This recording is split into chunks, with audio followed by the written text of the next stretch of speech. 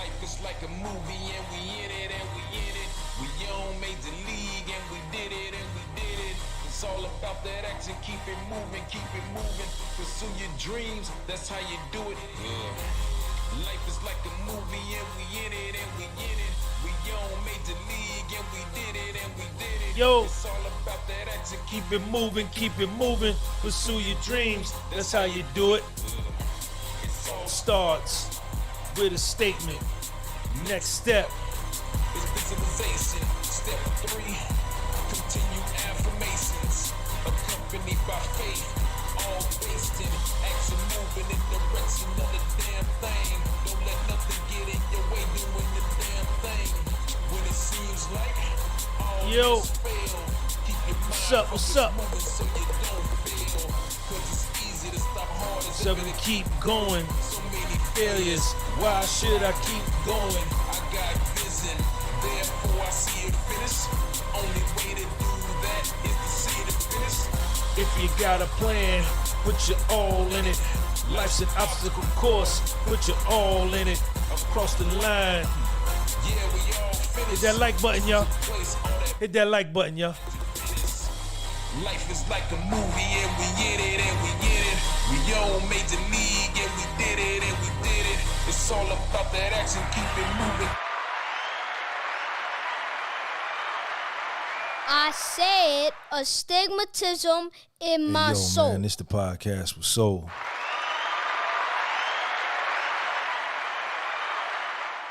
What's up, y'all? Can y'all hear me good or what? How's the mic, man? Is the audio good? I got the levels on my screen and saying the audio is good, but I need y'all to let me know what it do, what it look like. Let me copy that. Let me go over here and paste this over here, over there. Shout out to everybody, man. Welcome to the podcast with Soul.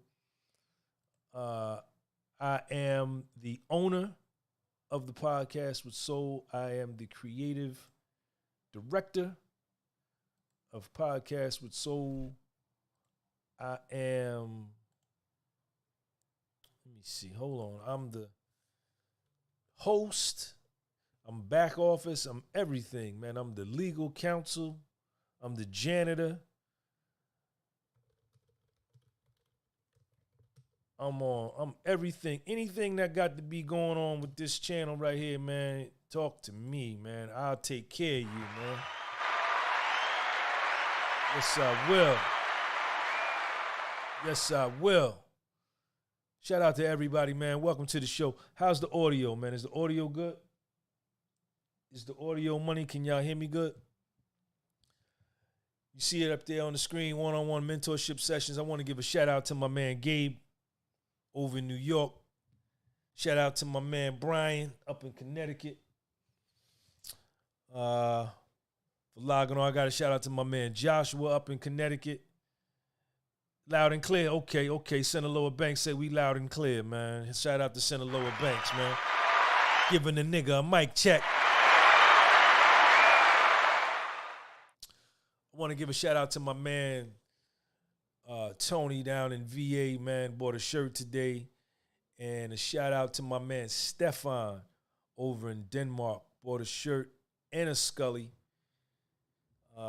Shout out to both of them, man. Go on my website. The website is up there on the screen, gunbypublishing.bigcartel.com. You can get this shirt. If you want to email me and talk about some one-on-one mentorship sessions, my email is thepodcastwithsoul@gmail.com. You can hit me there. And then follow me on my Instagram. I pinned it at the top of the live chat, @SeanG, @Gunby Publishing, man. I told you what it is. I said astigmatism in my soul. I was going to make me something to eat, man. I was going to go in there and I was going to cook me, I was going to make me a bacon and egg sandwich. But I said, let me do my live first, and then I'll do that second. And so this is where we at, man. So shout out to everybody, man. Shout out to everybody. Hold on one second, y'all. Let me turn this fan on. It's hot in here. Hold on, y'all. Look at this t-shirt right here. You see that t-shirt?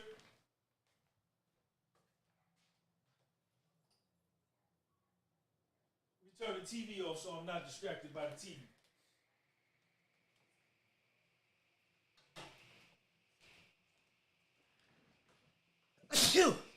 God bless me. All right, so I had to turn the TV off. I didn't want to be distracted by the Mets game. I had to turn the fan on because it's a little bit hot in here. You can go on my website and get this t-shirt if you want, $75. I will not sell it for $74. So if you don't have the $75, come back when you do.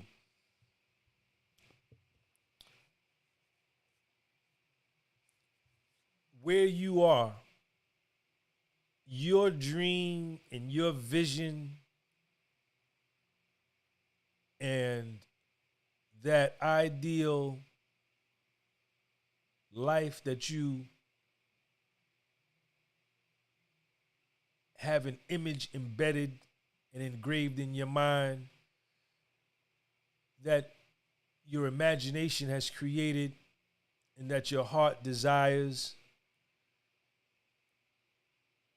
and that you dream about and that you pray about and that you wish about, that goal, that vision, that dream, it all starts from nothing. It all starts from zero. There's no other way around it. There's no other way around it.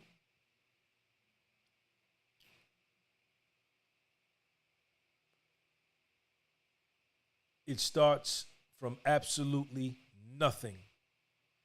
It starts off as a thought. It starts off as a desire. Everything that you see, the majority of the things that you see, the overwhelming majority of the things that you see that successful entrepreneurs have put together, that successful inventors have invented, that successful directors have directed, that successful painters have painted, that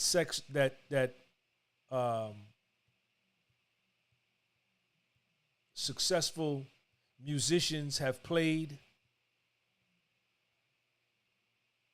that successful athletes play, all start from nothing. When a painter paints a picture,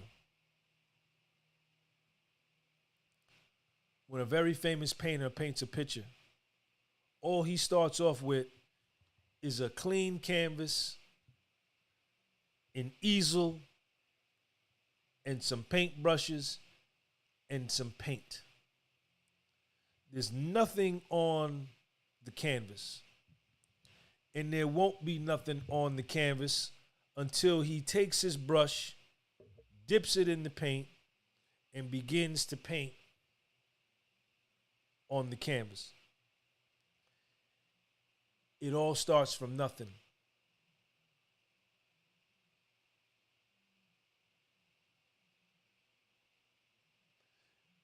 We see a painter may have started painting 19 days ago, 2 days less than 3 weeks. And we may be happen to walk by and we may be seeing this guy painting his painting that he's been consistently painting on for 19 days. And when we see it, we say, yo, that's dope. He may not be finished.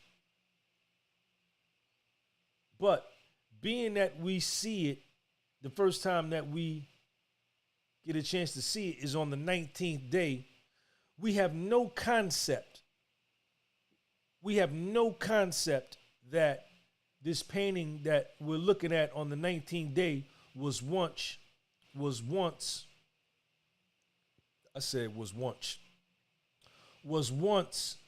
a blank canvas. We can't see that because we didn't see it from the beginning. But the painter knows. I started this thing from nothing. I started this thing from zero. So he can appreciate it more than me or more than anybody passing by looking.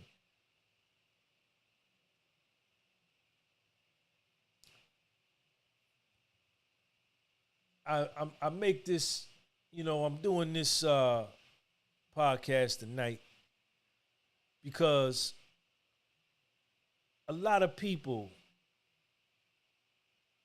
and maybe everybody, it ain't no maybe, everybody is not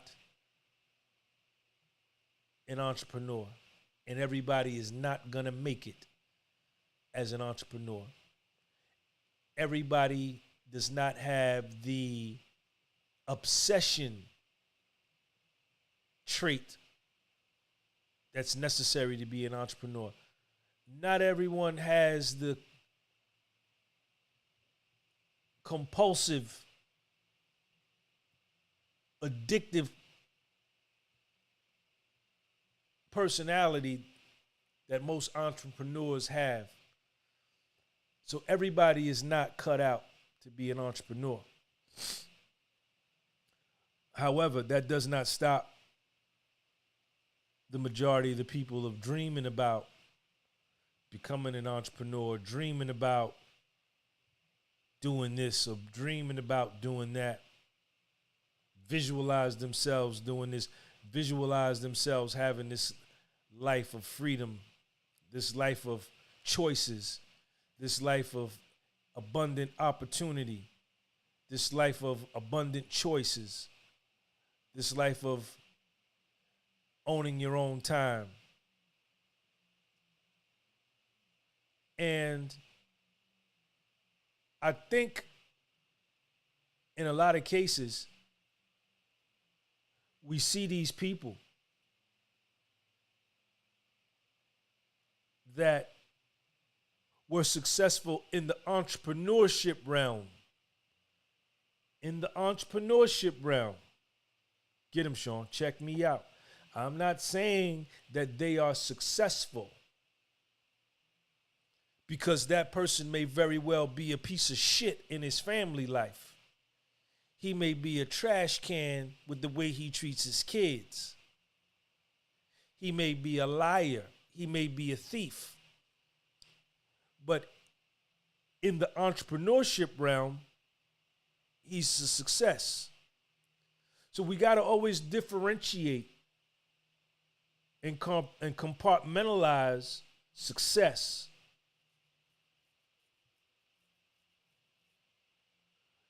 Too quick and too often, we equate financial success with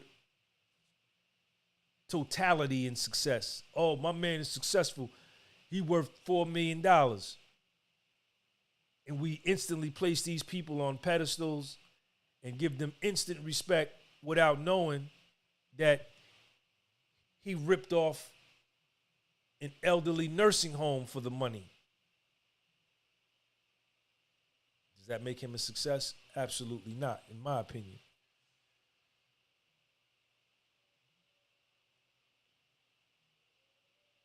So in the entrepreneurship realm,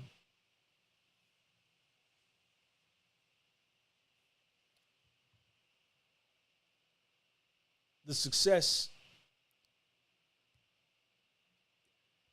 all of these people, men, women, and children, children, women, and men, women, children, and men, started whatever they're doing from nothing. In most cases. And it took a lot of work, and it took a lot of dedication, and it took a lot of sacrifice, and it took a lot of effort for them to get where they are, for them to make it where they are.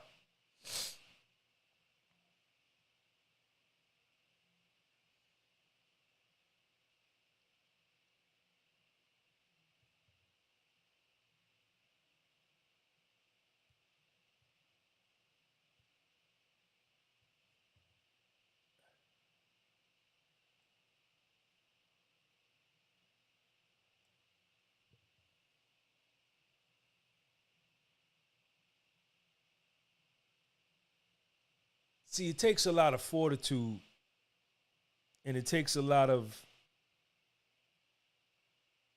doggedness. It takes a lot of stamina, tenacity to turn nothing into something, man. It's not an easy thing.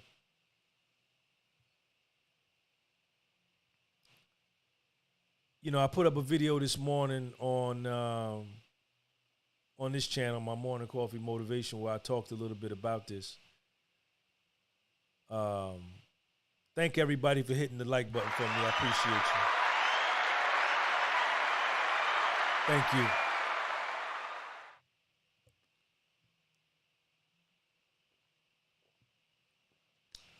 I sit back in amazement sometimes.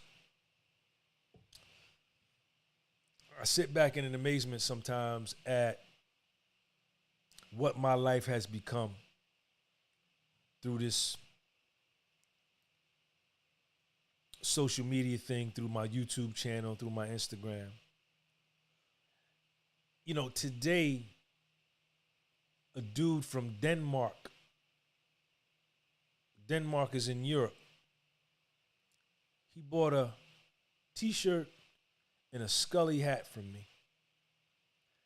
The t-shirt was $25, the Scully hat was $50, $75, and the shipping was $28. I got to go back and change my shipping too. Let me write that down. Shipping then went up, man. Priority mail shipping went up to $9.90. Domestic and international went up to $29.45. And I was, and my man, he was on my live. And I said, Sean, yo, this is so crazy, man. I said, look at you. I said this to myself. Because a lot of y'all meet me now, or you get introduced to my channel now, and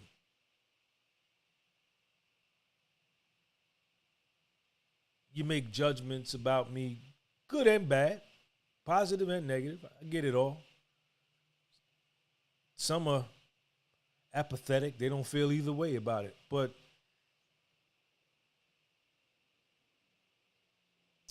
all of this started, man.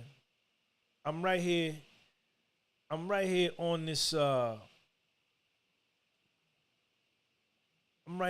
podcast. I got these two screens here. I got the podcast mixer. I got another computer over there. Y'all can see behind my back over there.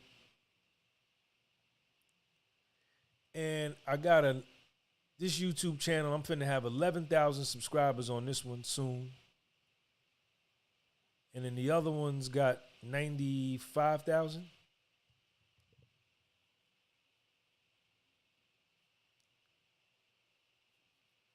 Between the two channels, I think it's over 27 million views. 27 million.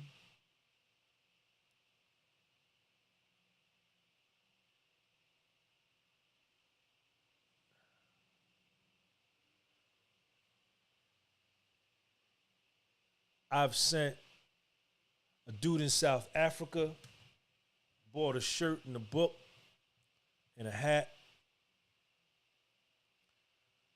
I got to send it back to him. I sent him an email. He got to get back to me. I sent a dude in Nigeria, bought a book. I've spoken to someone in Hong Kong that I got on the phone with them on Instagram. I called them on Instagram, and I'm looking at my man. He's in Hong Kong, and I was in North Bergen. And he picked up the phone. I FaceTimed him. He picked up, and the first words out of his mouth was, yo, this is Astigmatism in My Soul TV. This ain't the TV that tells lies to your vision. This is the TV that tells the truth to your vision. He said, Sean, I'm over here in Hong Kong. I'm studying for the bar exam. And I failed it the first time. and I gave up, and I saw your videos, and I'm gonna try again, and I'm studying now.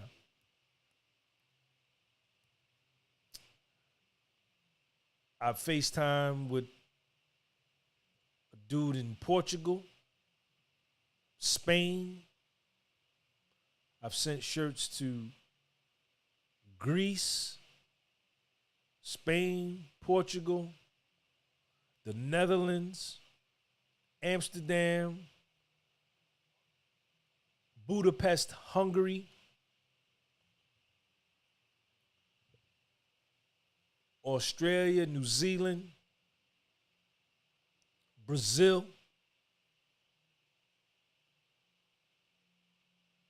And I've interacted with people all over the world.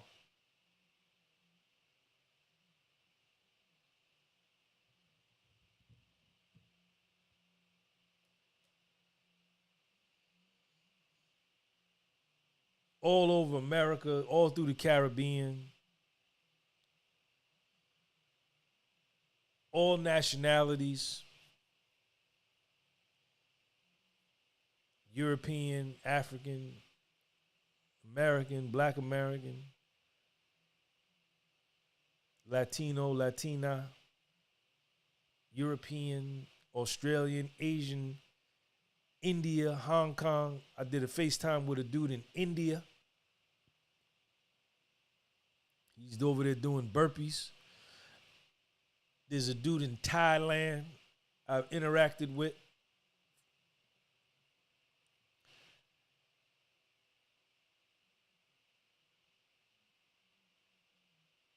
So my videos have been seen on 6 continents for sure. And if there's any human life in Antarctica and they have access to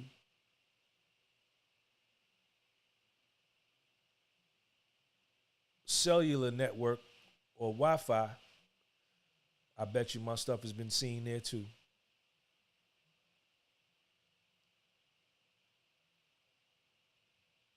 And I sat back, man. Sometimes I sit back and I be like, yo, all this shit. I could remember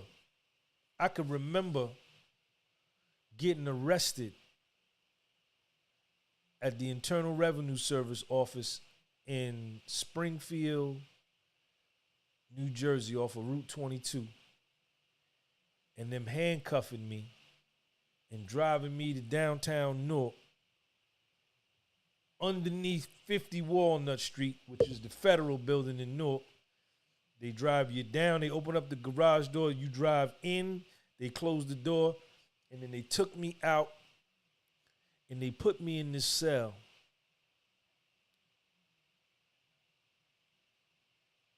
And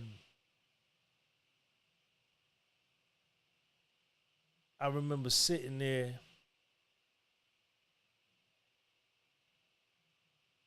I had my suit on, shirt and tie. And I remember sitting there and saying, like,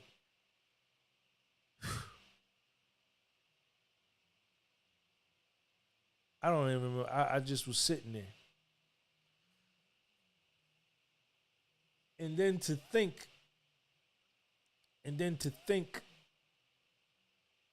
that eventually I ended up going to prison, getting out,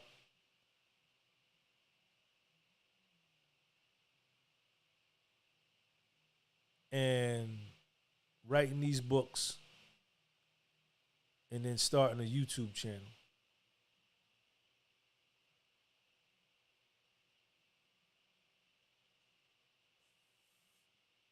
There was nothing. The canvas was blank. There was no paint.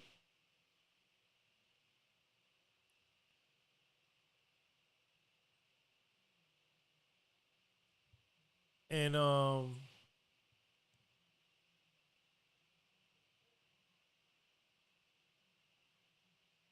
I started off this YouTube. I had never had a MySpace page. I never had a Facebook page. I never did nothing with social media. I I didn't know how to operate a camera. I didn't know how to do nothing. I didn't know how to do nothing. And I went and bought a camera, and I started filming myself, talking. And I would upload these videos. This was in 2018 when I started. I would upload these videos, and the video would get 7 views.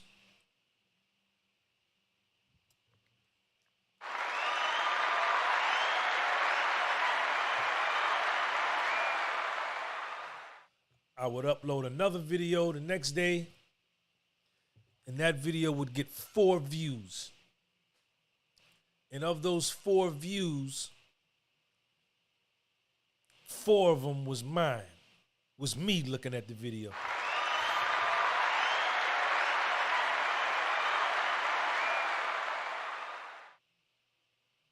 And I had no subscribers. I had no subscribers. And I used to go around after I started my YouTube channel. I would go around, and everybody I met, I would say, hey, I got a YouTube channel. Can you subscribe to my YouTube channel? And they would say, well, what is it? And at that time, it was called Astigmatism in My Soul TV. It's called Astigmatism in My Soul TV. And they would pull it up, and I would watch them. They would have their phone. I would watch them. They would subscribe. And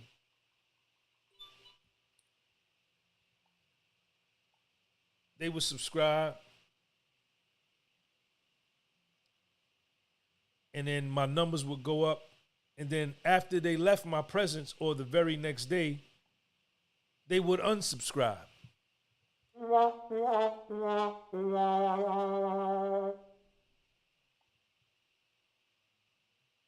They would unsubscribe. And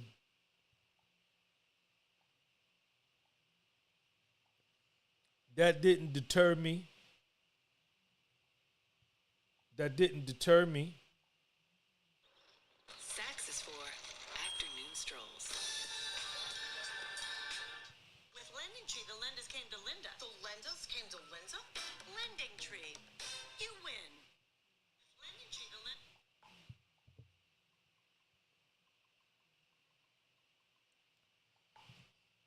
I would go out the next day. I would put up another video.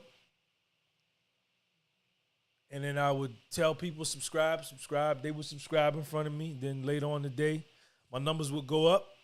And then later that day or the next 3 days, they would come right back down because the people would unsubscribe.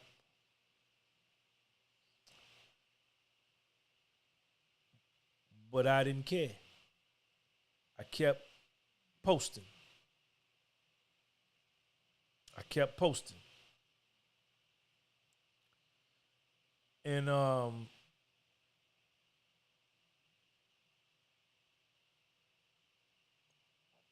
eventually, I started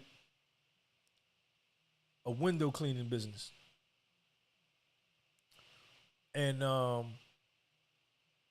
was 47 years old at the time.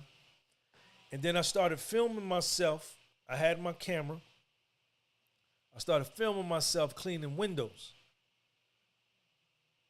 And I would come home, download the video to my computer over there because I got the editing software over there.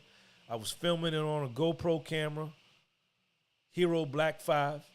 The same camera. Where my camera at? Y'all stole my camera? There go my camera right there.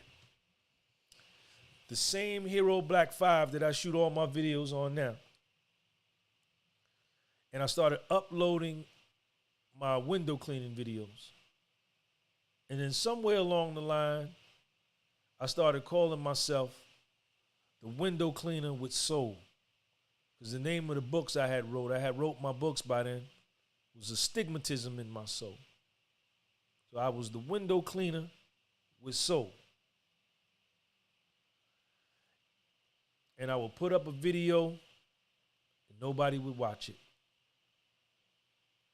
Nobody would watch it. I would get 17 views. But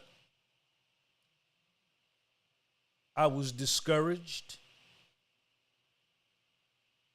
But I continued on anyway. Shout out to my nigga Melvin Zamora.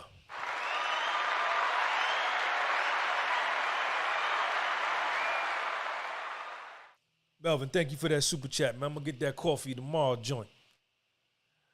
But I persevered and I kept putting up videos and I kept putting up videos. And my first window cleaning video, my first window cleaning client, I went out. This was in July of 2016. It was like 90-something degrees. I'm 47 years old. I got a bachelor's degree in accounting. I got a master's degree in finance. But I can't get a job because I got a federal felony conviction for white-collar crime. And all of my college degrees are white-collar related. Motion.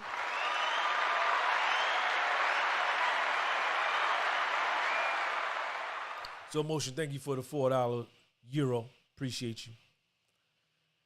So I start this window cleaning business, and the first day I go out, 90-something degrees. I have never cleaned a window in my life. I'm an accountant by trade. I'm a real estate broker by trade. I'm a property manager by trade. I'm a real estate investor by trade. I'm an expert in short sales. I'm an expert real estate person. I'm a fantastic accountant. I'm trained in mergers and acquisitions in the corporate world, doing multi-million-dollar mergers and acquisitions, from $10,000 roll-ins to $100 million real estate companies stretching over 5 states. I've done these kind of deals. And here I am, fresh out of prison, with a squeegee, a mop, and a bucket, walking downtown Passaic, New Jersey, going from door to door. Yo, how you doing, man? I got a window cleaning business. I see your windows need to be clean. Can I clean your windows? No.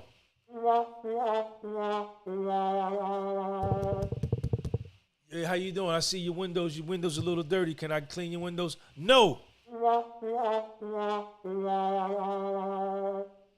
Yeah, how you doing? I got a window cleaning business. We already have a window cleaner.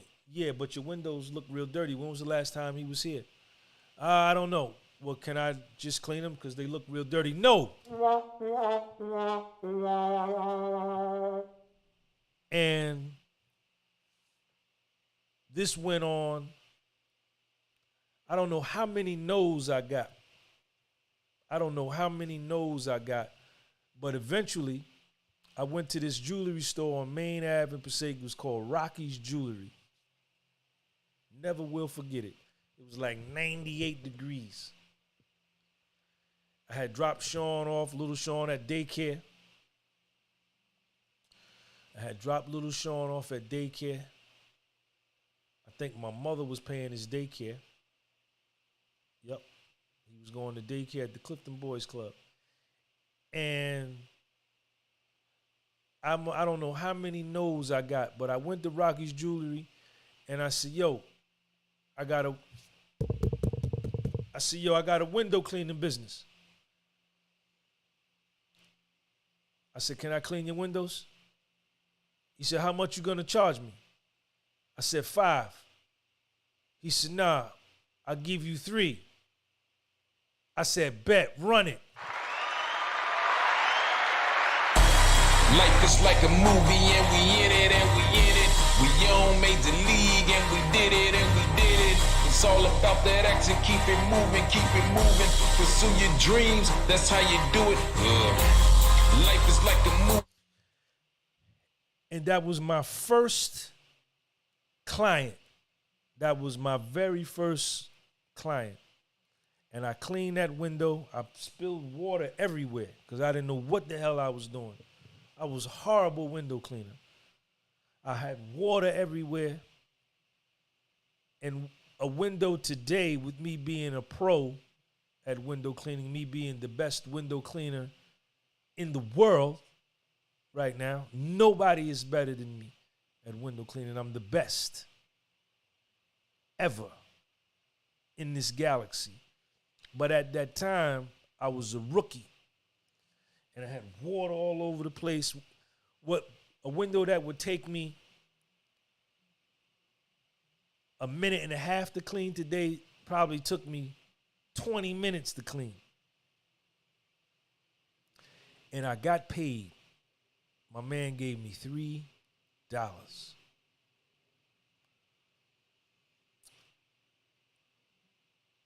And that gave me hope. I said, I got one. And I kept going. And then I think I did another little Peruvian restaurant. There's a lot of Spanish restaurants on Main. A lot of Spanish people in Passaic now. Used to be a black town a long time ago, but it's a Spanish town now.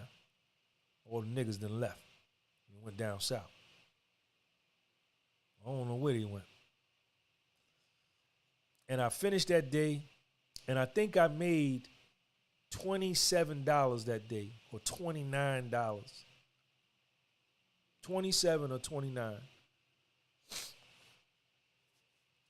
But that day was a success because the people didn't know, the owners of the businesses that told me yes that day, that Rocky's Jewelry and that other restaurant and a few more places, they didn't know that what they had just did with me was that we had got married. We were married.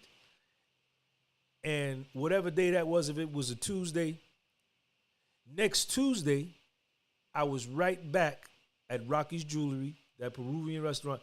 Everybody that I hit, and I started going every Tuesday.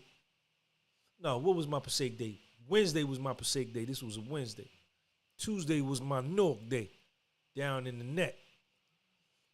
Every Wednesday, I was in Passaic, cleaning the windows that I started on that first day that I made $27. And within 2 months, within 60 days, I had over 40 clients.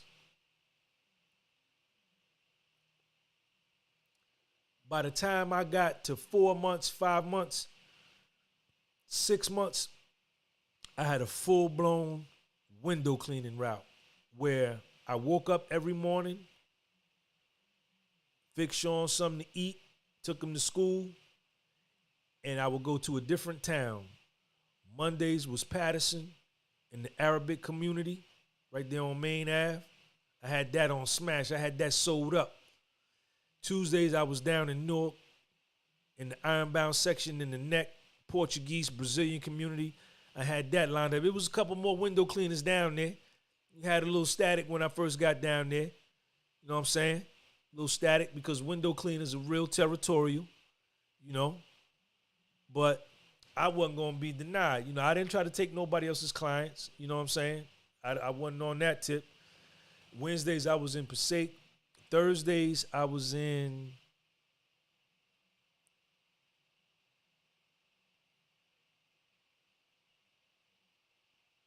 Clifton.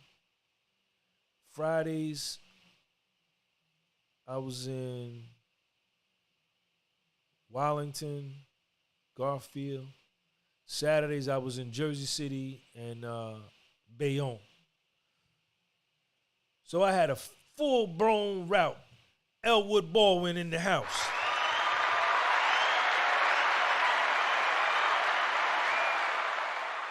Elwood, thank you for that super chat. Look at my ruler right here. This is a ruler and it's a back scratcher. Same time. Elwood, thank you, Sean, for your truth. I appreciate you. Within 4 or 5 months, I had a full-blown route. I had a full-blown route. I had 5 or 6 Domino's pizzas. I had some salons, barbershops. But them Domino's pizzas put me on the map. I went in and I cleaned one, and the dude owned 5 of them. He said, Sean, you can have all 5 of them.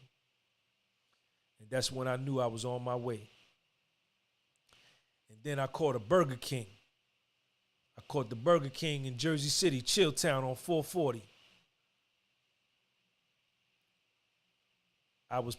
They were paying me like, I was making about 100 and, what was I charging them when I first went in there?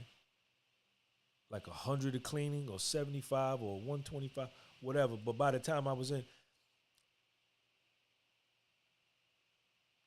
something like that. And I made a lot of mistakes in the beginning because I would undercharge because I didn't have confidence in what I was doing. I would give a price on a job like an $80 job. I would tell them, yo, I'll do it for 40 because I was just in such a needy place that I just needed to get a job. And I felt like if I said too high, they would say no and I would lose the account. So I would bid low, but then I would regret it. As I was doing the work, I'd be like, damn, Sean, this shit ain't no $40 job, man. This is about a $90 job, man. But I would do it anyway. I would honor it because that's what I said. And that I would do it for the whole year. But then when the next year came up, I would go back to, or 6 months, I would go back and say, listen, because I would show them my work and I would show them my dedication. Because if I went to your store on Thursday, I was there every Thursday at the same time. You know what I'm saying? I didn't miss no days. If you was on my Thursday route, you were going to see me every Thursday. Without a doubt. Rained. Only if it was super, super raining hard, I wouldn't go. But if it was drizzling, them windows getting clean. You got to pay me because Sean got to eat. I got to eat. So I would never miss a day. I don't get high. I don't drink. I don't fuck up my life with that stupid ass shit. So I was never hungover. I was never high. I never broke a window. You know, I never did none of that. I'm a pro. I don't get high and forget my route. I don't get drunk and hungover and can't get up and go do my route. No. I always went when I was supposed to go. And then one day, I went and did the Burger King. Then I went over to Bayonne and did the Domino's pizzas. It was 2 Domino's pizzas in Bayonne. I had both of them. I used to get free pizza. I cleaned the window, be like, yo, let me get a pizza, man, with pepperoni. Half pepperoni, half ham and bacon on the other side. That meat lovers joint. Yeah, that must be my phone ringing in there. Yeah, put the pork on there, put the swine on there. Give me the meat lover joint. I get free pizza, free soda. Anytime I went to a spot, diner, a restaurant, and they had coffee, free coffee. If I cleaned the Dunkin' Donuts, free coffee, free donut, give me that. I would negotiate that in my price. I said, yo, I'm going to clean these windows for $35, and then I want a coffee and a donut every time I come. All right, Sean, bet, run it. Bet. So I'm coming back from Bayonne, and I look over to the left, and there was this Taco Bell over there. And I said, I should go in there and see if I can get that. I didn't go. I drove home. Next weekend, Saturday, I go do the Domino's pizzas because I did the Domino's pizzas every week. The Burger King was every other week. And I'm driving back. I see the Taco Bell. I said, man, I should go over there and see. Nah, forget it. Zoom. Drove home. Next weekend, I went over there. It might have been like about a month. Then one day, I looked over there. I said, man, fuck this, man. I'm going over there. And I went over there. And I walked in there. The windows were filthy. And I went to the manager. I never talked to the employee. I learned this, and this is a little lesson I'm going to give y'all. I should charge y'all for this, but I'm going to just give it to you. I never would speak to the cashier or any of the workers. I would always say, can I speak to the owner? Because I want to talk to the decision maker. I don't want to talk to nobody that ain't no decision maker, that hate their job, that's just there trying to get a paycheck.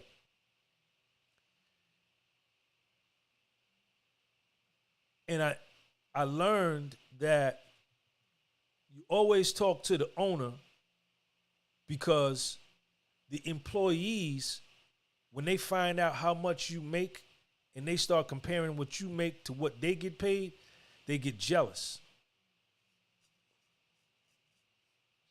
Because they working for what? $12 an hour, $10 an hour. In 2016, what, $10 an hour, 11, 12. Now, what, 15, 20? And I would go there and clean the window, and I would make $60 in a half hour. And they would look, you know, and I had my window cleaning suit on and shit. They look at me. How he make that? So I stopped talking to them. I learned that because they get jealous. May I speak to the owner? Well, the owner's not here. Can I speak to the manager? The manager will come out and say, hi, how you doing? Hussein. Life is like a movie and we in it and we in it. We on Major League and we did it and we did it. It's all about that action. Keep it moving, keep it moving. Pursue your dreams. That's how you do it. Yeah. Shout out to my man RH for the $50 super chat. RH, I appreciate you, kid. So the manager would come out and I would say, how you doing? My name is Sean. I'm a window cleaner. I see your windows. Can I clean your windows? I want to pick you up as a client. And they would say, well, I have to talk to the owner. So then I knew that they weren't the decision maker. So I didn't talk no more to them. When is the owner going to be here? When? What day? What time they be here? Between 2 o'clock and 4 o'clock on Saturday? Bet, I'm going to be here. I only want to talk to the decision maker. So I go into this Taco Bell. I see the girl, fly ass Dominican girl, man. She was banging, man. She has big ass titties and shit, fat ass. She was banging, man. I tried her too. I tried to step to her too a couple times, man. Almost got it, almost. I ain't get it though. Almost though. So I stepped to her. I said, hey, how you doing? I'm a window cleaner. You know, your windows are dirty. She said, yeah, we used to have a guy that would come and clean them, but he don't come no more. So I said, well, I'll clean them. So she said, hold on a second. And she picked up her phone. She picked up her phone and she called a dude, right? So she's talking to the dude in Spanish, Puerto Rican dude. They talking in Spanish or whatever. So she give me the phone. So the dude is on the phone. He said, yo, what's up? I'm so-and-so. I'm the regional manager of Taco Bell. How much you gonna charge me to clean the windows? So I looked around. I said, yo.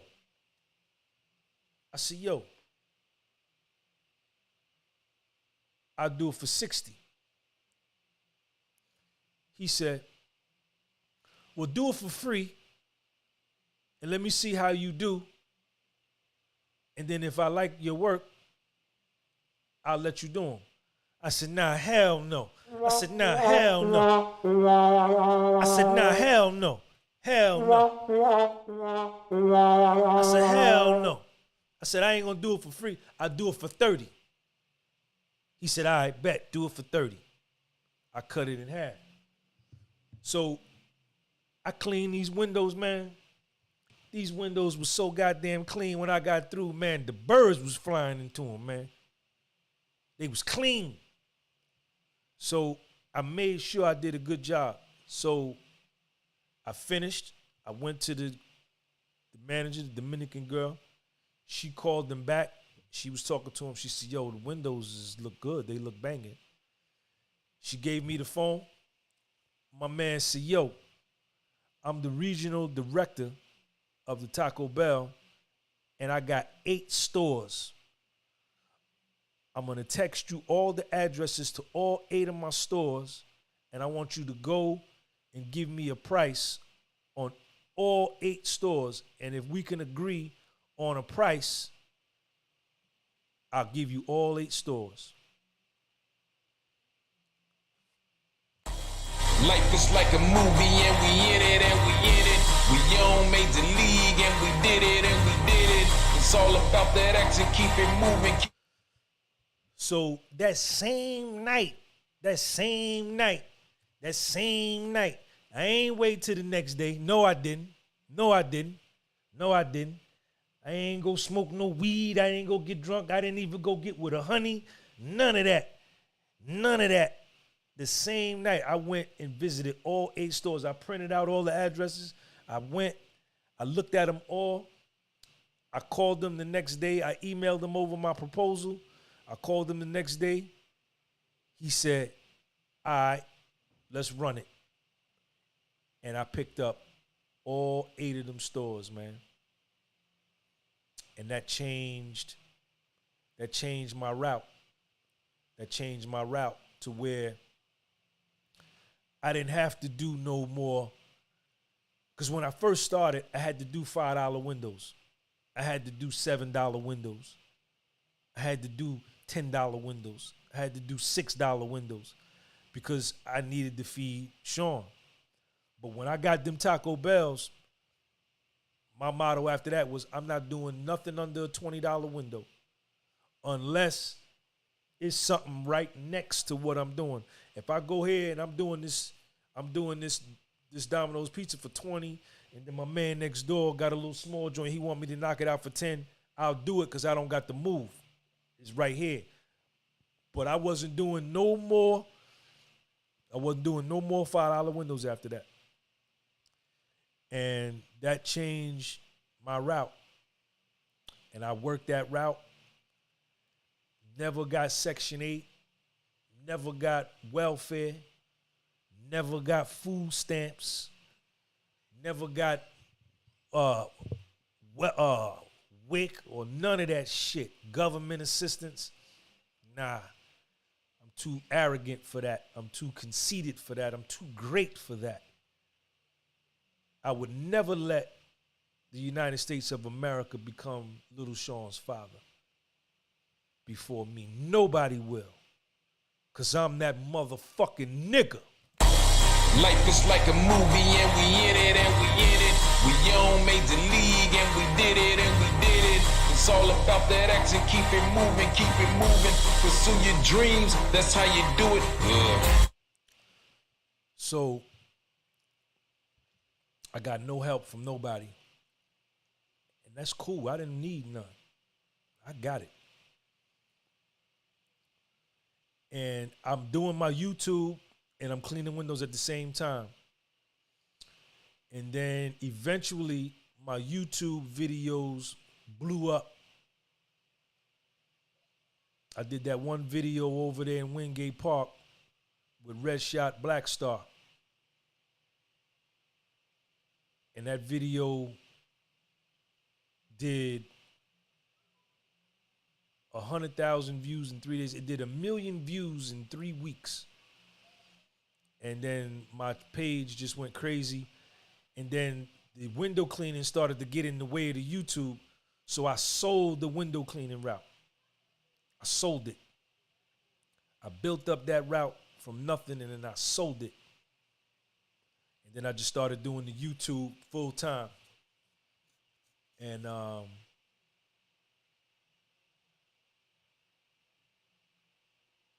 that's how that went. But the point of this video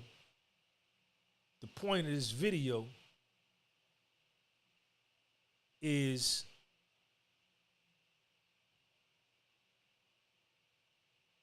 it all started from nothing.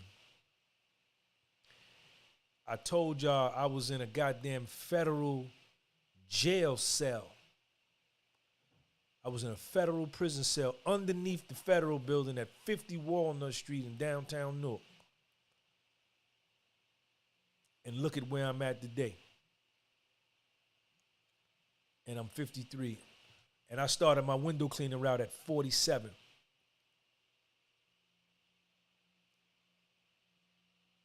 People have helped me along the way. People have invested in me. People have invested money in me, and I still owe them money. I still owe them their investment back, their principal investment and a return, and they will get it. But a lot of niggas, when I was in jail, when we was in jail and shit in the feds, niggas used to talk about, yo, when you get out, yo, you could go get this program right here. They got this program right here for you, man. The government program for inmates coming out of prison, housing vouchers and all that. I never went and got none of that because I'm not begging nobody for nothing. I went and applied for a job at Wendy's to drop French fries. They turned me down. I applied to get a job at Gold's Gym to rack the weights for $9 an hour. They turned me down because when I fill out an application, I put my truth on the motherfucker. Yeah, I've been in prison, all that, convicted felon. Put it down there. Because I'm not gonna work and then you're gonna find out and fire me later. Nah. I reached out to Life is like a movie and we in it and we in it. We on Major League and we did it and we did it. It's all about that action, keep it moving, pursue your dreams, that's how you do it. RH, thank you for that super chat, man.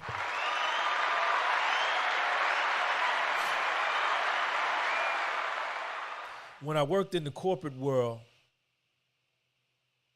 I used to work with a Jewish kid. Me and him was about the same age. We worked together doing mergers and acquisitions, and he had since started his own private equity firm. And when I got out the joint, I reached out to him, and I sent him, I said, yo, I want to come and work, man. I need a job. And I said, I'll answer the phones, man. Or you don't even got to pay me. I'll just go get y'all coffee. I'll just go get y'all lunch. And his office was in Manhattan, and I was living in Jersey.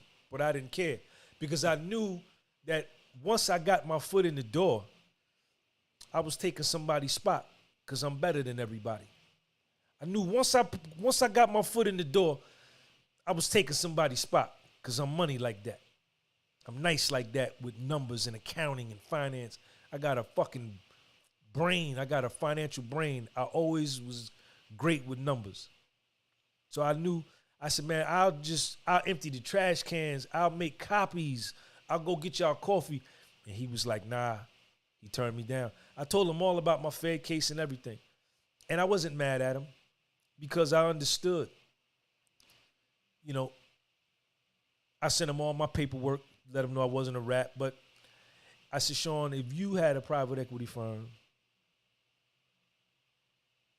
that was raising $150 million every quarter, and a nigga got out of prison with a white-collar crime, fraud charge, I said, you probably wouldn't hire him neither, even if you knew him, because you would err on the side of caution, because you wouldn't know if he was a rat or whatever. So I didn't get upset. I didn't get mad at all. I understood. But after that, I said, man, I'm not going around begging no other man for nothing. I'm not going to do it. I'm too I got too much pride in me. I'm too arrogant and I'm too conceited. And I look too good and I'm too great to do that. No man is better than me. And then that was the route I took. I started the window cleaning business. And lot of rejection.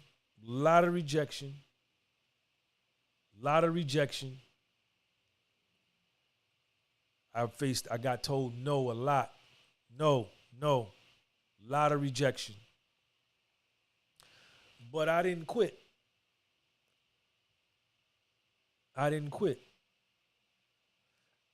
Because I had a dude, man. I met this dude. I think I told y'all this story one time. Yo, Riaz, what up, nigga? I see you. I met this dude in Harlem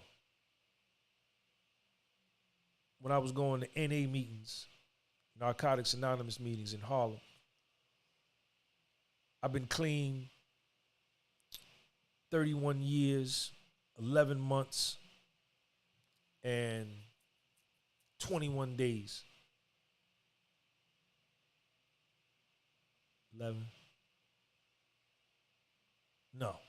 19 days.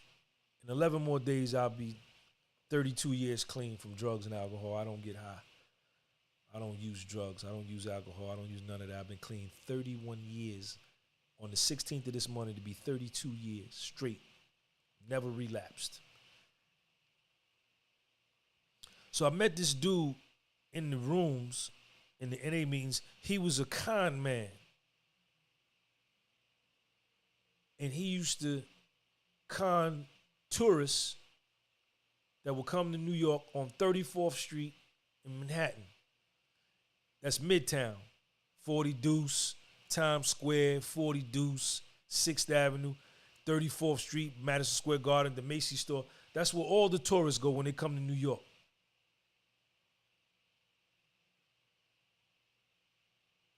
So he was a con man. He told me, he said, Sean, he would go down to Canal Street and get fake Rolex watches or fake jewelry or fake whatever. And he would go on 34th Street or Times Square and he would sell fake watches and fake jewelry to tourists. Because when you're from this area, you could spot a tourist a mile away. You know that's a tourist. And that was his thing. And he told me, he said, Sean, this nigga could have been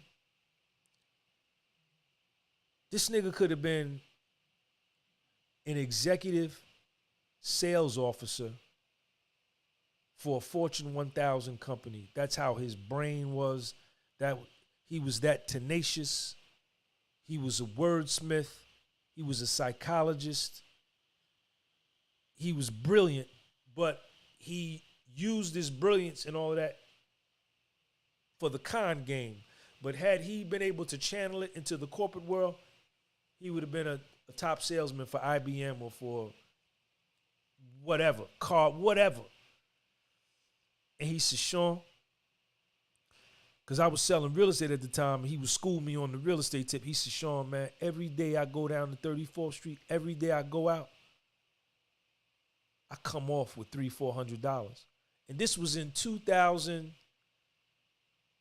When did I run? Man, this was like 2000, 2001, 2002. So this is 20 years ago. He said, man, every day I go out, I get my man. He said, I stick my jewelry and my watches in everybody's face that make eye contact with me. It could be a little baby in a stroller. He said, I show my jewelry to everybody I meet, I engage. And he said, because I got to get my nose in. I said, get your nose in? What you talking about? Your nose on your face? He said, nah. He said, I got to get told no a certain amount of times before I get my yes. Life is like a movie and we in it and we in it. We on Major League and we did it and we did it. It's all about that action, keep it moving, pursue your dreams, that's how you do it. He said, Sean, mathematics won't allow everybody to say no. He said it's impossible. It goes against mathematical exactness for everybody to tell me no. So I have to go out and get a certain amount of no's, whatever that number is, 12, 27, 49, 71.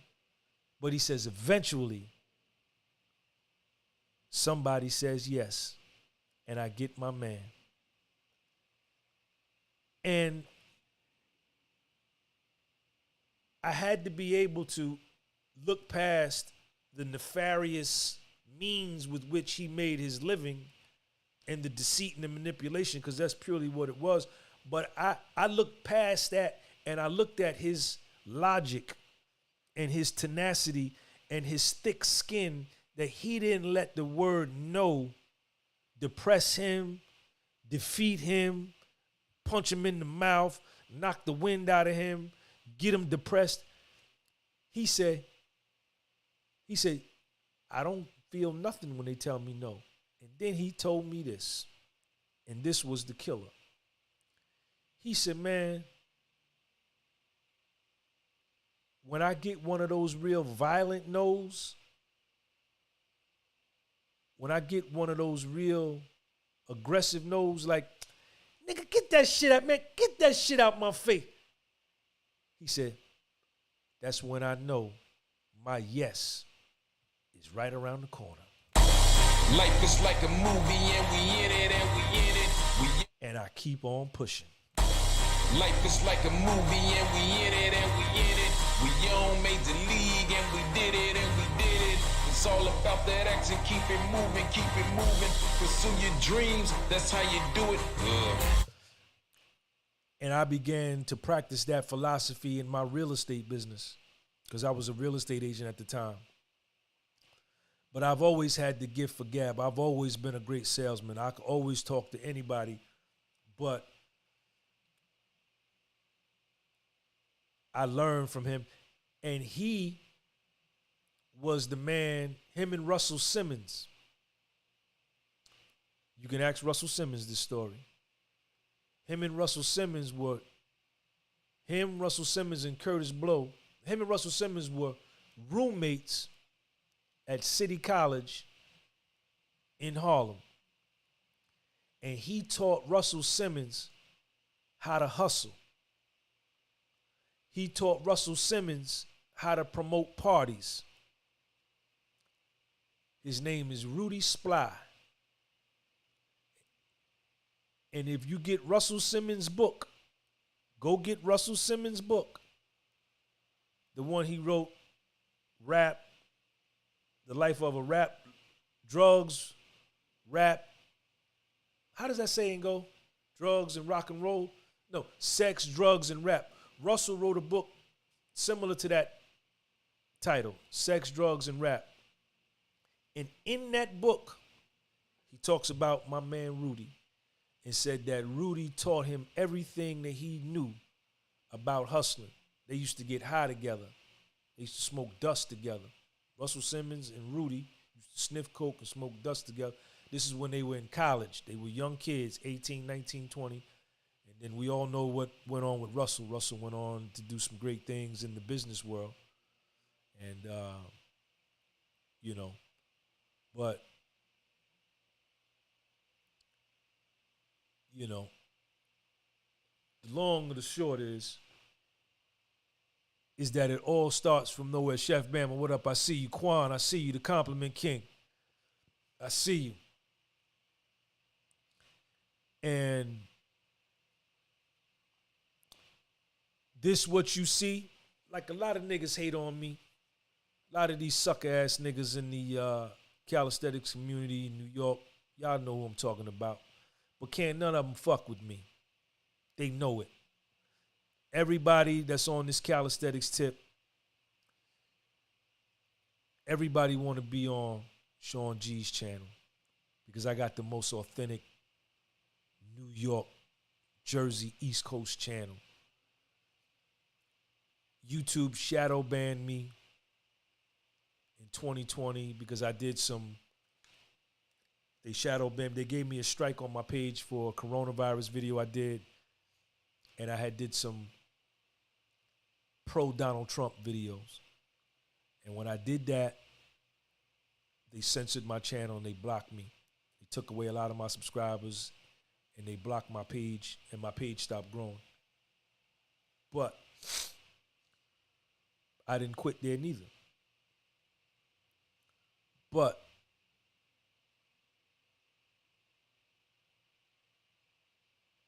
I put a lot of niggas on in this calisthenics game. Niggas have started channels from me, man. Niggas have come on my channel and started businesses from my channel to feed their families. But I got the preeminent channel. There's nothing like it. And not only do I work out with the physical fitness, but I can speak. You know, I'm just not some dumb nigga that all I could do is just throw a ball or shoot a basketball or shoot a free throw or, you know, run a football or hit a baseball out the park. You know what I'm saying? I could do that, but I'm a tremendous orator too. My oratorical skills and my public speaking skills are second to none. So that's why they know they can't fuck with me. But the story is that all of this started from nothing. It all started from zero, man. From a jail cell, and then from a $3 window. So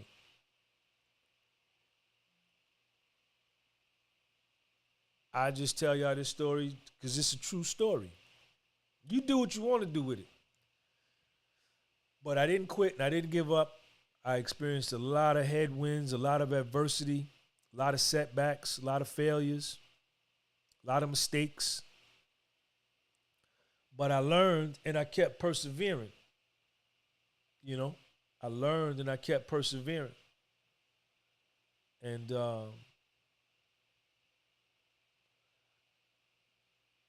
I ain't even gonna say that's what you gotta do. I don't know what you're gonna do. I don't know what you're gonna do. I don't even really care what you're gonna do. You gotta care what you're gonna do. You have to care. You have to care. The reason I was able to continue on and get to where I'm at is because I cared about my result. I cared about my imagination. I cared about my vision. And I ain't done. I'm not even done. Not even close to being done.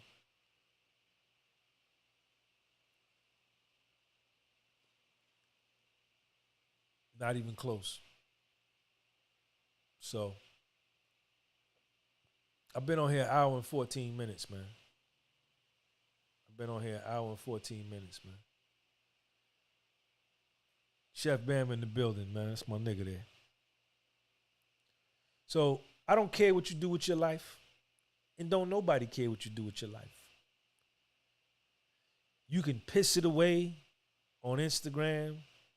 You can piss it away on YouTube and social media watching other people. You can roll your life up and smoke it away. You can pour your life in a glass and drink it away. You can gamble your life away. You can do whatever you want with your life. I don't care. Because I focus on my death. I focus on my mortality. I focus on the reality and the fact that one day I'm going to die. So with that being said, all of my attention needs to be on me and Little Sean. Everybody else can go scratch. The first law of nature is self-preservation.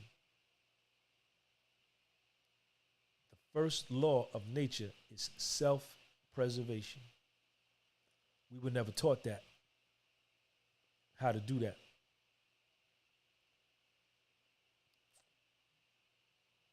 So, I hope y'all got something from this.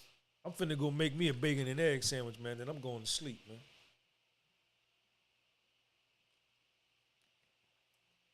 I'm gonna go make me a bacon and egg sandwich, man, then I'm going to sleep, man. Yes, I am. I got 85 likes. How many people follow me on Instagram? Here go my Instagram right here. Everybody go follow me on my Instagram. Boom. Instagram. Boom. Instagram. Boom. Elwood Baldwin, man, just because you gave me $10, man, I'm still not going to make you no bacon and egg sandwich. Nah, man. Nah, man. You got to make your own. I just said, every tub sit on his own bottom. Every man stand on his own square. First law of nature, self-preservation. First law of nature, self-preservation. I got to save me first. I got to rescue me first. I got to get my life jacket first.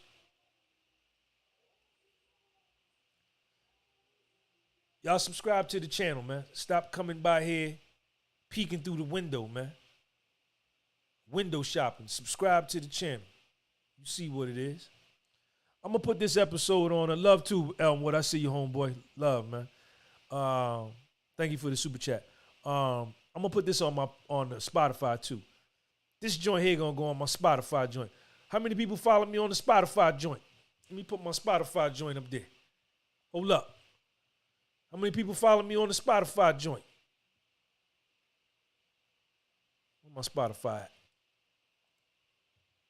Here it go. Here it go. Get that out the way. Move. Wait a minute, y'all. Share. All right, here go the Spotify joint. Here go my Spotify joint right here. Boom. Spotify.